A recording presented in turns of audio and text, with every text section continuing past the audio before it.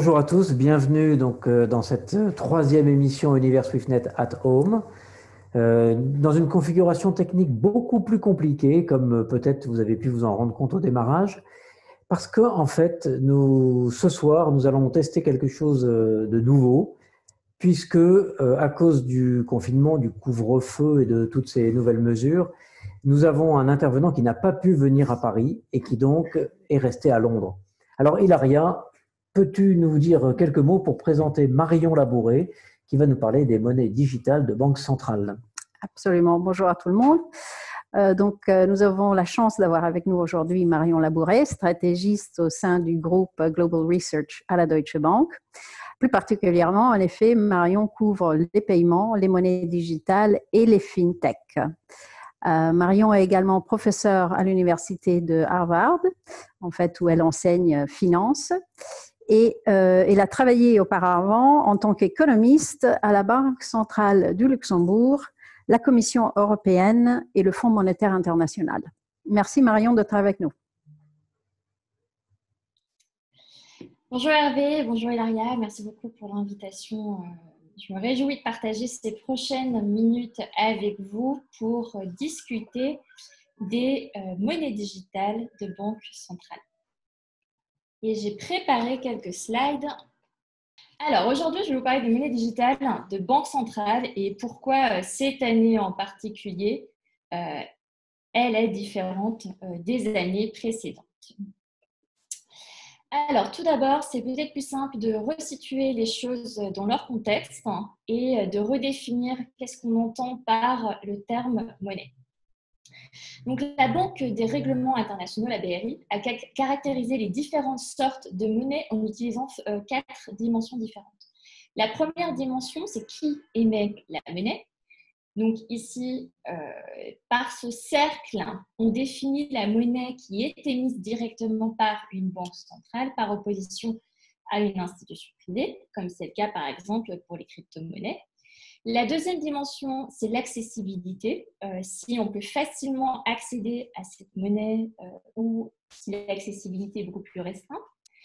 Ensuite, c'est le support. Est-ce que le support est digital ? Ou est-ce que le support est physique? Donc, par exemple, le cash est physique, on échange des billets ou des pièces de monnaie. Et la quatrième dimension, c'est les transactions, comment elles sont faites. Est-ce qu'elles sont faites directement entre particuliers ou par des intermédiaires? Donc ça, c'est les 4 dimensions qu'on définit quand on parle généralement de monnaie. Et avec ces 4 dimensions en tête, une monnaie numérique de banque centrale, donc une MNBC, est par définition numérique et émise par une banque centrale. Mais il existe plusieurs sortes de monnaies numériques. Donc, toutes celles-ci, monnaies, sont digitales et émises par la banque centrale. Et vous voyez en fait qu'il y a des incertitudes qui sont à savoir est-ce que cette monnaie devrait être accessible pour les transactions de détail et jouer un rôle qui est similaire à celui du cash en circulation comme à l'heure actuelle, ou est-ce que la monnaie digitale devrait être beaucoup plus restreinte et disponible uniquement pour les transactions commerciales importantes. Donc, tout d'abord, on va parler du cash pour savoir où est-ce qu'on en est quant à l'argent physique. Et en deuxième, on parlera plus précisément des monnaies numériques de banque centrale. Alors, régulièrement, notamment depuis la Covid, depuis le confinement, la première question qui se vient à l'esprit, c'est est-ce que la Covid mènera à la disparition du cash ? Et ma réponse courte serait non, pas du tout. Comme vous le voyez sur le graphique qui est à gauche, ici, ce graphique représente les liquidités en circulation. Et on voit en fait que les liquidités en circulation pour la zone euro, les États-Unis ou le Japon ont quasiment été multipliées par 2 au cours des 20 dernières années. Et principalement sous l'effet en fait, des gros billets de banque qui ont suivi une courbe très importante d'évolution. Et si on regarde une période beaucoup plus restreinte et beaucoup plus proche de nous, au cours des 3 mois précédents mai 2020, l'augmentation des billets en circulation dans la zone euro a atteint un nouveau record absolu et dépasse actuellement l'augmentation des 3 mois après l'effondrement de Lehman Brothers fin 2008, ce qui est absolument colossal. Et c'est dû au fait que les gens retirent de l'argent, car l'argent est souvent considéré comme un paradis sûr pour stocker de la valeur, et en particulier en période de crise. À Deutsche Bank, on a réalisé un sondage auprès des consommateurs pour savoir qu'est-ce qu'ils pensaient de l'argent liquide. Et début 2020, donc avant la Covid, avant le confinement, 60% des consommateurs en moyenne pensaient que l'argent liquide serait toujours là. Donc ça, il s'agit ici des espèces en circulation. Néanmoins, quand on regarde les espèces comme moyen de paiement, on voit clairement que l'argent liquide a perdu du terrain en tant que moyen de paiement et que cette tendance elle a été accélérée par la Covid. Et on estime environ que la Covid a accéléré le déclin des paiements en espèces d'environ 4 ou 5 ans. Donc ici, c'est la part des entreprises qui sont cashless, donc qui n'acceptent plus le cash. Et on voit, ici on est en début d'année, qu'en mars 2020, lorsqu'il y a le confinement dans beaucoup de pays, en fait, le nombre d'entreprises qui n'acceptent plus les paiements par cash a connu un pic d'accélération. Quasiment 50% des entreprises au Royaume-Uni n'acceptaient plus les paiements par cash. Et à l'heure actuelle, la part des entreprises qui n'acceptent plus les paiements par cash au Royaume-Uni est d'environ 1/3. Donc ça reste quand même très très élevé par rapport à ce qu'on aurait pu connaître s'il n'y avait pas eu la Covid. Donc les choses évoluent très rapidement. Et le fait que les entreprises n'acceptent plus le cash, ça veut dire que les entreprises favorisent plus ou moins les paiements par carte, les paiements sans contact, ou bien les paiements en ligne, comme on le voit ici. Donc ici, on voit clairement en fait qu'il y a eu une nette évolution vers le commerce en ligne, le commerce électronique. Et selon nos études, on voit qu'en Europe de l'Ouest, les consommateurs ont dépensé en moyenne environ 15 à 20% de plus en ligne par rapport à la période pré-coronavirus. Et la demande effectuée pour les dépenses en ligne est encore nettement plus haute dans les pays anglo-saxons. Aux États-Unis, on a enregistré plus 50% des dépenses effectuées en ligne et aux États-Unis, plus 30%. Donc, on voit clairement qu'il y a un déclin des paiements par cash et le fait que le cash soit en déclin et de moins en moins présent comme moyen de paiement, ça pousse aussi les banques centrales à se reposer des questions vis-à-vis du cash et à savoir est-ce que finalement, ça ne serait pas plus commode d'avoir un cash qui soit digitalisé. Donc ici, si on remonte, et si on remonte, on fait un petit peu d'historique et on regarde les discours des banques centrales sur les monnaies numériques. Donc, on s'aperçoit tout d'abord, pour resituer les choses dans leur contexte, que le concept de monnaie digitale est assez ancien et qui date d'environ 30 ans lorsque DigiCash a créé la première monnaie virtuelle mondiale. Donc, elle a fait faillite en 1998, moins de 10 ans après sa création, mais ça reste quand même assez ancien. La crypto-monnaie qu'on connaît, la plus connue, bien évidemment, c'est le Bitcoin, qui a été recherché en 2008 par Nakamoto. Après le Bitcoin, on a eu nombreuses crypto-monnaies qui ont été créées, notamment Litecoin, Ripple, Ethereum et Bitcoin Cash. Mais ce qui s'est passé, c'est que les crypto-monnaies ont vraiment franchi une étape en juin 2019, quand Facebook a annoncé la création de Libra. Et avec plus de 2,5 milliards d'utilisateurs, ce qui représente environ 1/3 de la population mondiale, Libra a clairement le potentiel de concurrencer les plateformes de paiement en ligne traditionnelles. Donc, l'annonce de Libra en juin 2019 a clairement poussé les principales banques centrales du monde à agir rapidement. beaucoup de gouverneurs se sont élevés aussi. Je pense par exemple au président de la Réserve fédérale américaine, Jérôme Powell, mais aussi Christine Lagarde qui dirige à l'heure actuelle la BCE. Et ils ont averti que les crypto-monnaies avaient un réel pouvoir de secouer le système monétaire comme on le connaissait. Et comme vous pouvez le constater, en fait, sur ce graphique, c'est assez intéressant parce qu'on voit que les discours et les travaux des banques centrales sur les monnaies numériques étaient quasiment inexistants avant 2016 et en moyenne fortement négatifs. Et depuis le début 2020, ici, on voit que les banques centrales commencent à avoir une opinion positive nette sur les monnaies digitales et beaucoup parlent de monnaie digitale, beaucoup travaillent dessus. Donc, qu'est-ce qu'elles font? Que font les banques centrales sur ces monnaies numériques? Donc, au cours des 2 dernières années, les banques centrales et les gouvernements du monde entier ont multiplié et accéléré leurs initiatives de cash digital. Ici.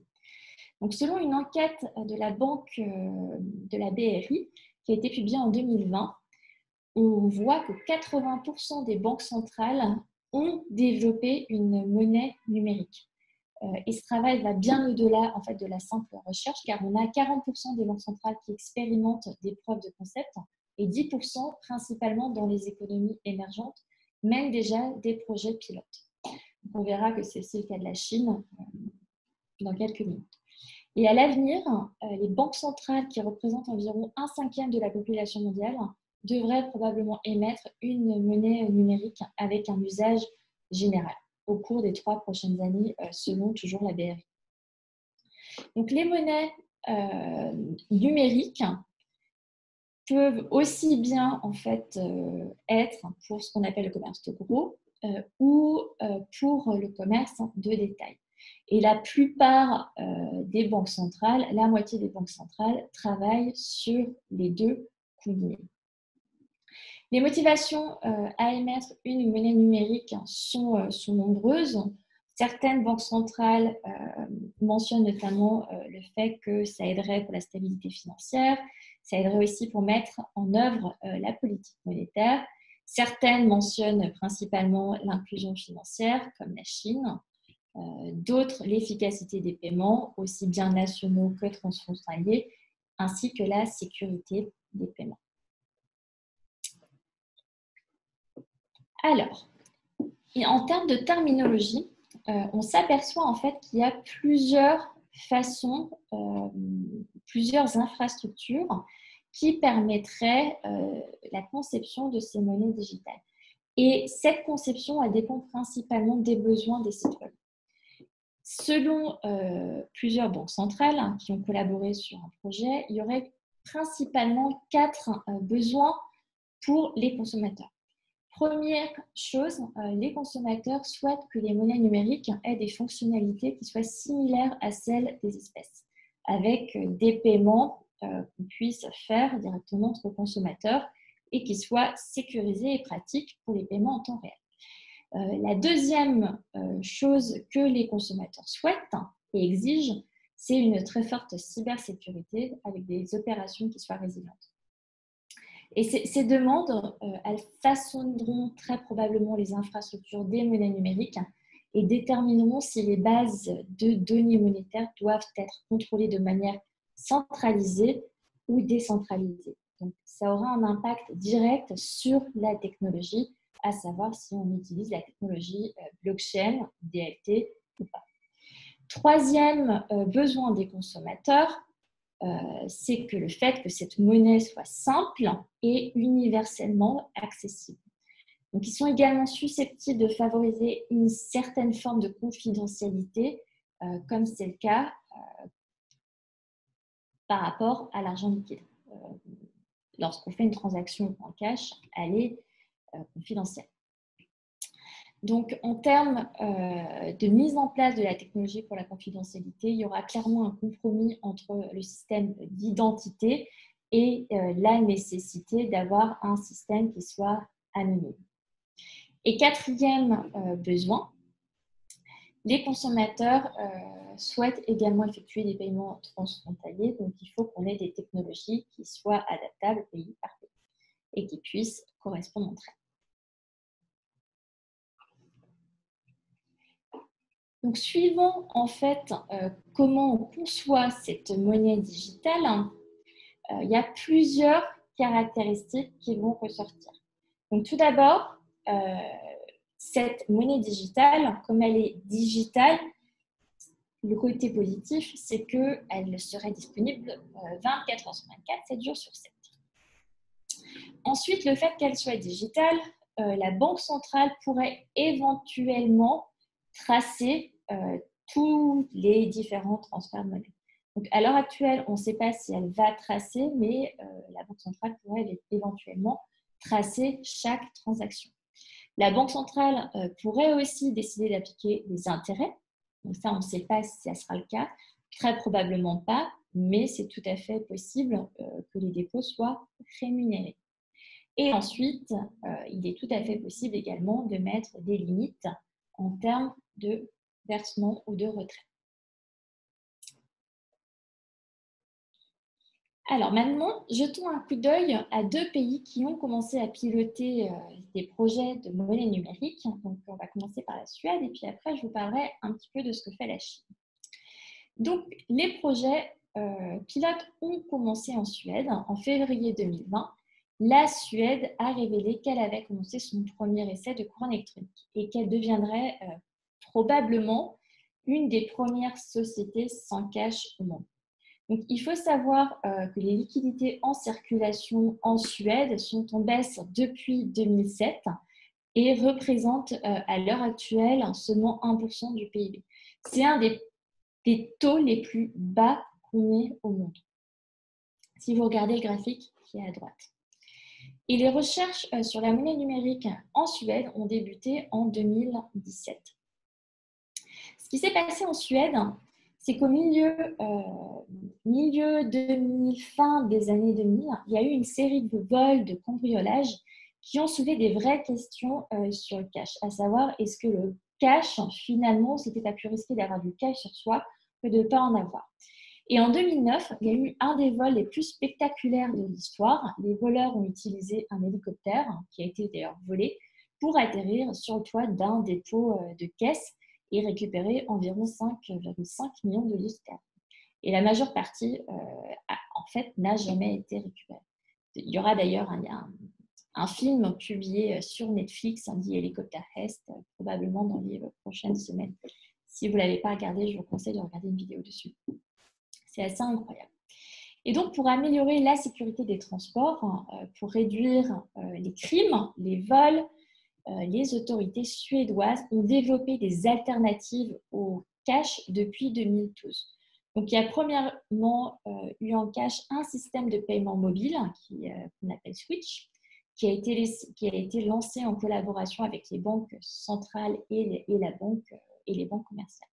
Et plus récemment, donc en février 2020, la Suède a commencé à piloter son premier essai de cash numérique. Et si tout se passe bien, le gouvernement prévoit de mettre en œuvre la monnaie numérique en 2021. Maintenant, regardons la Chine. Alors, en Chine, c'est une histoire assez différente parce que la recherche sur la monnaie numérique a commencé beaucoup plus tôt, en 2014, sur un projet qui est appelé DC comme Digital Currency et EP comme Electronic Payment. Et l'objectif principal de la Chine, du gouvernement chinois, et de cette monnaie numérique est de remplacer le papier monnaie, mais surtout d'améliorer l'inclusion financière, qui est une autre étape dans le développement de l'économie numérique chinoise. On espérait que cette monnaie digitale soit prête en fin de cette année, mais avec la guerre commerciale entre les États-Unis et la Chine, puis les annonces de Facebook en juin l'année dernière, ça a probablement accéléré les projets de la Chine pour lancer cette monnaie digitale. Donc, les pilotes ont commencé en avril en Chine Et probablement, les Chinois utilisent déjà des systèmes de paiement assez digital. On a plus de 600 millions de Chinois qui utilisent WeChat et Alipay.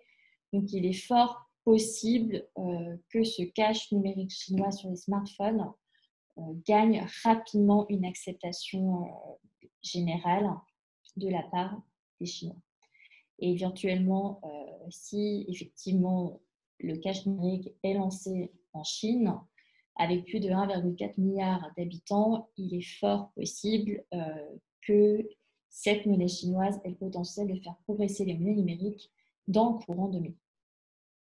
D'un point de vue réglementaire, l'émergence de l'IRNB signifierait aussi que chaque transaction financière serait visible et traçable par les autorités gouvernementales. Et un des enjeux aussi probablement du gouvernement chinois qui en tête, c'est de remplacer à terme le cash physique. Et la zone euro, où est-ce qu'on en est dans tout ça? Alors, début octobre, la BCE a publié son rapport sur un euro numérique. Aucune décision n'a encore été prise. On démarre actuellement une phase de consultation et la BCE décidera d'ici mi-2021 si elle souhaite procéder ou pas avec un lancement d'un euro numérique. La BCE a aussi souligné qu'un euro numérique pourrait être essentiel dans plusieurs scénarios. On s'aperçoit que les liquidités diminuent considérablement, le paiement par cash, et du coup pourrait devenir en fait une alternative au cash physique. Jusqu'à présent, ce qu'on comprend du papier qui a été publié, c'est que la BCE semble envisager un partenariat privé-public et elle semble favoriser un modèle où l'accès à l'euro numérique est intermédié par le secteur privé, par les banques commerciales. Voilà.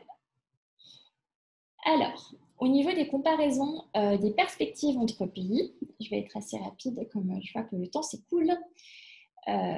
Donc là, en fait, qu'est-ce qui se passe en Asie versus en Europe et aux États-Unis? Donc ici, j'ai mis un graphe qui représente la démographie des différentes générations, donc la démographie dans les 6 différents pays et l'adaptation des portefeuilles numériques. Et on voit en fait que la Chine, et c'est vrai pour la plupart des pays d'Asie du Sud-Est, ont une population qui est beaucoup plus jeune et beaucoup plus importante qu'en Europe et aux États-Unis. Et les jeunes ont tendance à être plus ouverts à l'adoption des nouvelles technologies et à beaucoup plus utiliser les portefeuilles numériques.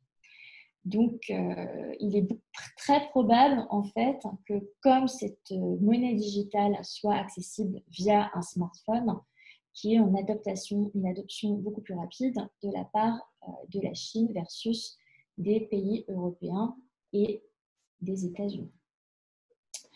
En termes du taux d'adoption des monnaies digitales, donc on peut regarder côté crypto-monnaie parce que c'est un petit peu plus démocratisé, on a beaucoup plus de données dessus et on voit que l'adoption devrait être plus rapide en Chine qu'en Europe occidentale et aux États-Unis parce que selon l'enquête qu'on a menée auprès de 3600 consommateurs, on s'aperçoit qu'on a 2 fois plus de Chinois qui ont acheté des crypto-monnaies par rapport au nombre d'Européens et d'Américains.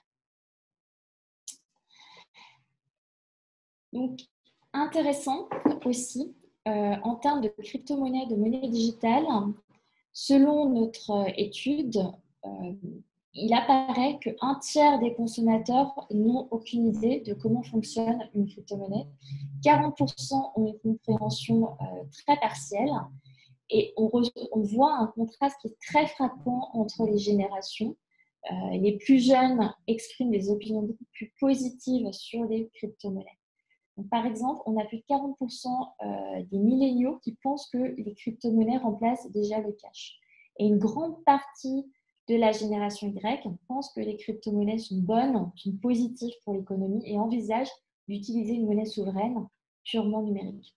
Et à l'inverse, les personnes âgées ont beaucoup plus peur, ont une vision beaucoup plus négative, trouvent que les monnaies digitales, notamment les crypto-monnaies, sont beaucoup plus difficiles à comprendre créent généralement des bulles financières parce que c'est des assets qui sont très volatiles et sont des instruments financiers à faible liquidité. Alors, au niveau des points à retenir,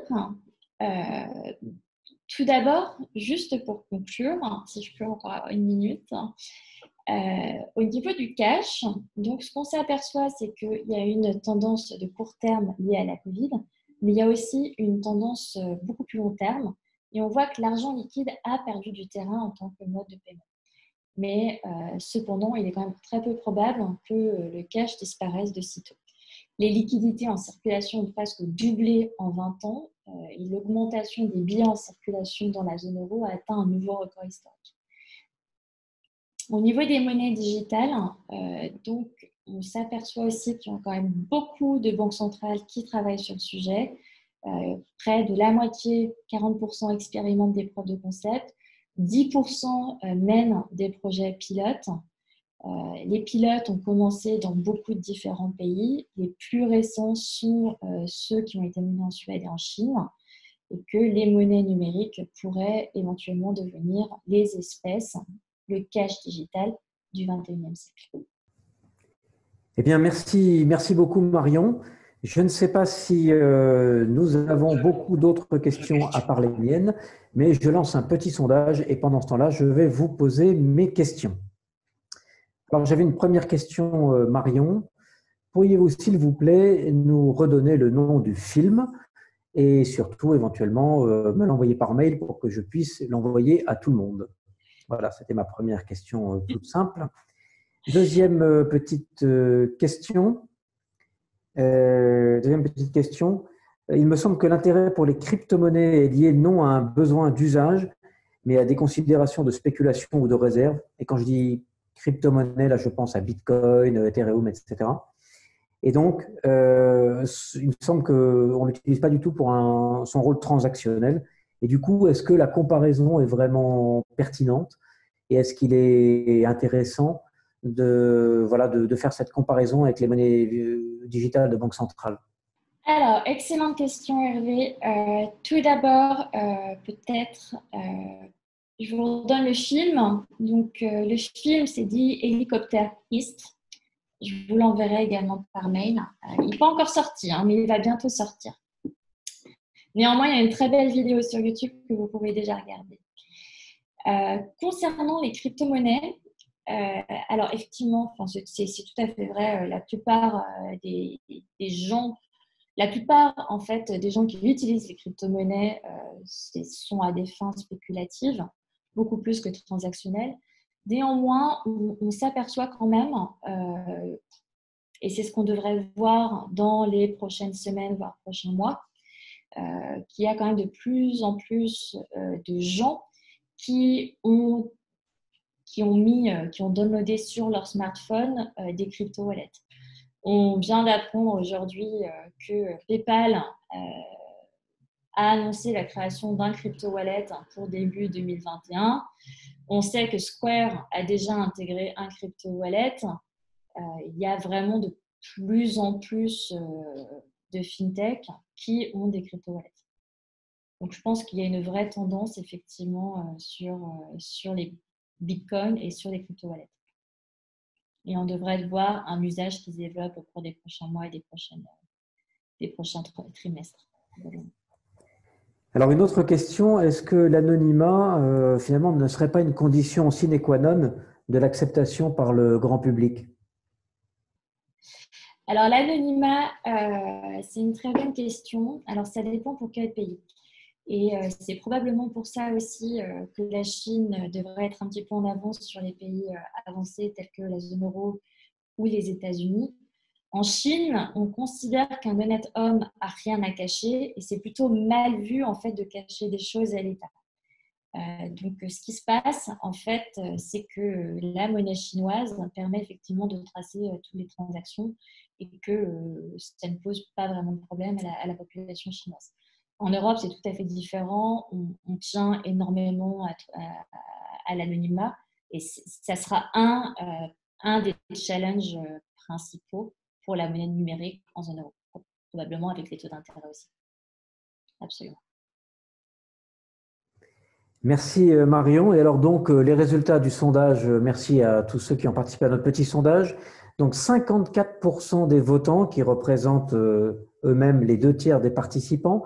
Donc 54% des votants sont prêts à aller chercher leur baguette de pain le matin à l'aide de l'euro digital. Et donc voilà, je crois que nous sommes beaucoup maintenant à l'attendre de manière à ce que la baguette de pain puisse arriver tranquillement sur la table du petit déjeuner sans passer par le réflexe habituel, dire « Ouf, je n'ai pas de monnaie. Est-ce que quelqu'un à la maison a de la monnaie pour aller chercher la baguette ?» Voilà. Merci Marion. Hilaria, peut-être le mot de la fin? Merci pour cette intervention qui était fort intéressant. Je pense que à creuser également et comprendre un petit peu l'impact qu'il y aura sur les trésoriers corporate. Donc peut-être un deuxième volet sur ce sujet plus tard. Merci. Voilà. Merci beaucoup. C'était donc l'entretien du jeudi. Nous recevrons le 12 novembre prochain un spécialiste des paiements modernes de chez BNP Paribas, entretien qui sera réalisé en partenariat avec l'AGFI. Merci beaucoup. À bientôt.